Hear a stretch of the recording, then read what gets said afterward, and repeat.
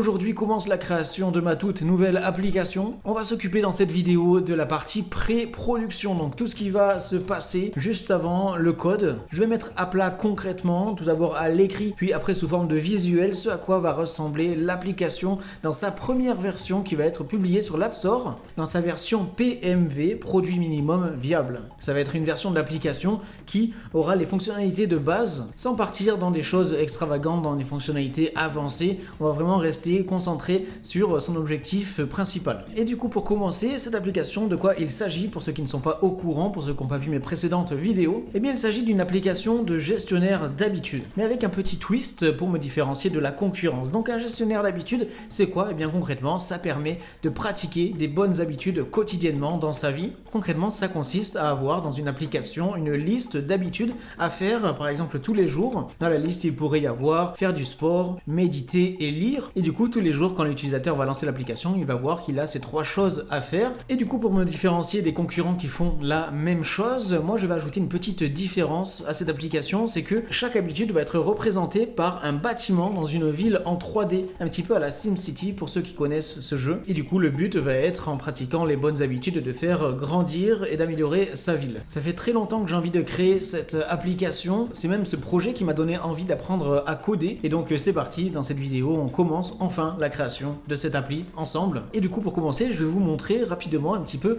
mon cahier des charges. Le voici, donc concrètement, il s'agit d'un document dans lequel va être inscrit ce à quoi va ressembler l'application, ce qu'elle va permettre de faire. On a plusieurs chapitres, je vais vous montrer rapidement tout ça. On a déjà les informations générales, ensuite on a les objectifs du projet, ce à quoi va servir l'application. Je vous en ai parlé juste avant du coup. Ensuite on va avoir une description des différentes fonctionnalités qu'il va y avoir dans l'appli. Donc tout ça je vous l'ai dit là aussi lors de l'intro. Et donc avant de passer à la suite, sachez que ce document est évolutif. Au fur et à mesure, il va évoluer. Et donc ça c'est la première version de ce document. Ensuite on a les cibles utilisateurs, à qui s'adresse cette application, aux adultes actifs et à toutes les personnes orientées développement personnel. Ensuite on a les contraintes techniques concernant l'application, à savoir qu'elle sera lancée pour commencer sur iPhone, donc sur iOS, notamment parce que c'est ma spécialité. Je crée des applications sur les appareils de l'écosystème Apple, et donc plus tard, si l'application doit évoluer et passer sur Android, je ferai sûrement appel à un développeur Android. Ensuite, il y a écrit quelle architecture je vais utiliser pour l'application, quel moteur 3D je vais utiliser. Moi, je vais utiliser SceneKit, qui est créé par Apple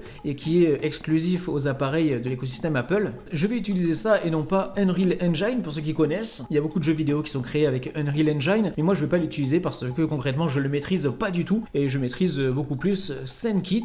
J'ai notamment créé un jeu Lightscape avec SceneKit, donc comme ça j'ai déjà les bases et j'irai beaucoup plus vite dans la création de la ville 3D avec ce framework SceneKit. Ensuite, si l'application doit passer sur du cross-platform, je passerai sur du Unreal Engine plus tard, mais pour l'instant ça va rester sur du SceneKit. Et ensuite, pour les données, elles seront stockées sur le cloud de Google avec notamment Google Firebase. Donc ça permettra une transition beaucoup plus facile pour du cross-platform plus tard là aussi. Donc concrètement, quand les utilisateurs créeront un compte, leurs informations seront stockées chez Google, en privé bien sûr. Et ça va notamment permettre d'avoir une synchronisation entre les différents appareils. Que la personne soit sur iPhone, iPad ou Mac, eh bien elle aura juste à se connecter au même compte et elle pourra accéder à son compte et du coup à ses habitudes sur tous ces appareils. Ensuite, on a tout ce qui concerne l'interface utilisateur et l'expérience utilisateur. L'application devra avoir un design intuitif, simple, efficace, fluide, réactif. Et ensuite, on a une partie très intéressante, il s'agit de la roadmap. Donc dans ce tableau, pour chaque ligne,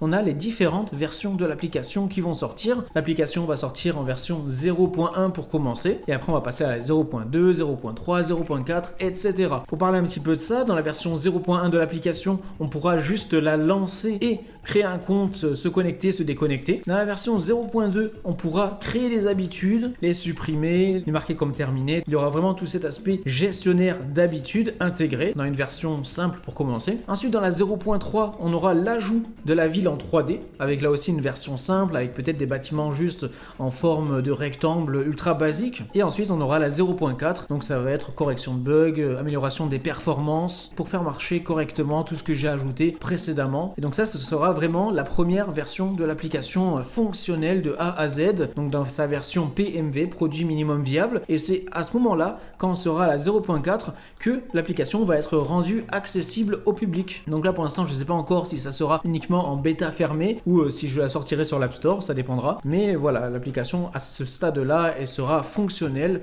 dans sa version la plus basique. Et à partir de là, elle ne demandera qu'à être améliorée au fur et à mesure. Petite pause rapide, si vous avez un Mac et que vous aussi vous voulez créer des applications sur l'écosystème Apple, eh bien n'hésitez pas à rejoindre mon cours gratuit. Premier lien dans la description de la vidéo. Il s'agit d'une version d'essai de mon cours complet qui fera de vous un véritable expert en création d'applications Apple. Donc n'hésitez pas à essayer ça. Premier lien en description. Et sinon, on reprend la vidéo. Et donc voilà, on a fait le tour du cahier des charges. Et donc maintenant, on va se retrouver juste après une transition. Ce que je vais faire maintenant, c'est que je vais m'occuper des wireframes. Les wireframes, concrètement, ça va être une représentation visuelle simpliste de ce à quoi va ressembler l'application. Je vais commencer en faisant ça sur du papier. Je vais définir combien d'écrans il va y avoir sur l'application dans sa version PMV 0.4. Sur tel écran, qu'est-ce qu'il va y avoir d'écrit en gros, est-ce qu'il va y avoir tel ou tel bouton, à quel endroit, tout ça. Ici, le but vraiment, c'est de rester sur des formes ultra simplistes, des carrés, des rectangles, des nuances de gris, des textes simples. Je vais commencer sur du papier comme je vous l'ai dit et après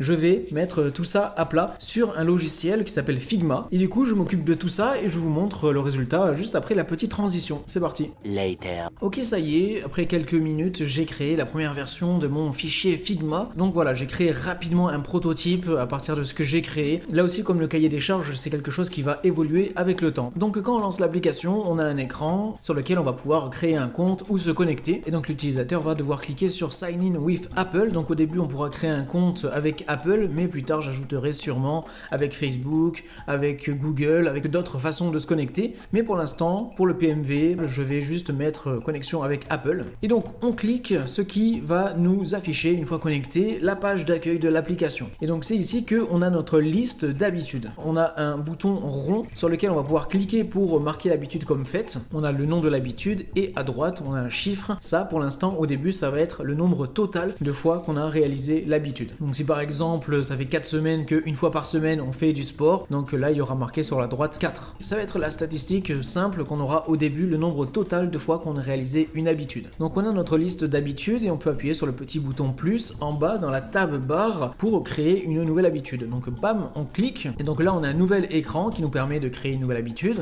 ou d'en modifier une existante. Donc ici on a deux choses à renseigner, le nom de l'habitude et ensuite on va devoir choisir les jours de la semaine dans lesquels on va vouloir faire l'habitude. Et donc une fois qu'on a renseigné les informations, on clique sur le petit bouton valider en haut, ce qui va nous ajouter ensuite une nouvelle ligne avec notre habitude. Mais ici ça va s'afficher uniquement si c'est le jour où on doit le réaliser. Et donc là en bas on a une tab bar. On a déjà vu le petit bouton plus, mais on a ensuite deux éléments, un à droite, un à gauche, qui nous permettent de naviguer sur deux écrans différents dans notre application. Donc là on est sur cette table là et donc après quand on va cliquer sur City, ça va nous switcher sur l'écran de notre ville en 3D. Donc là je clique et bam, vous voyez c'est magnifique, j'ai dessiné ça vite fait à la main et donc c'est sur cet écran là que va être notre ville en 3D. Et vous voyez on peut switcher à partir de la tab bar en bas qui reste statique entre notre liste d'habitudes et notre ville pour voir une représentation graphique de nos habitudes. Et donc voilà concrètement le petit tour de l'application en PMV et donc j'ai créé ça vite fait. Encore une fois c'est un document qui va évoluer. Normalement la prochaine étape après les wireframes, après les formes simples, ça serait de créer l'application sur Figma exactement comme elle va apparaître sur le téléphone. Mais ici c'est tout un métier, c'est designer UI, UX, designer d'interface, d'expérience utilisateur. Moi pour cette application pour l'instant je vais me contenter des wireframes comme ça. Voilà, ici j'ai une vision de ce que je dois faire, qu'est-ce que je dois coder maintenant. Je ne pars pas à l'aveugle dans le code avec une image floue de ce à quoi va ressembler l'application dans ma tête. Je sais qu'est-ce que j'ai à faire exactement. Je sais que ici je dois créer 5 écrans différents, un écran de connexion, un écran today, un écran pour la ville, un écran pour personnaliser les habitudes et les créer et un écran de settings. Je sais que sur l'écran de login ici je dois mettre un bouton pour se connecter avec Apple. Je sais qu'est-ce que je dois mettre à quel endroit à peu près dans les grandes lignes, même si c'est pas précis au pixel près encore une fois. Et maintenant que cela est fait, on va pouvoir dans la prochaine vidéo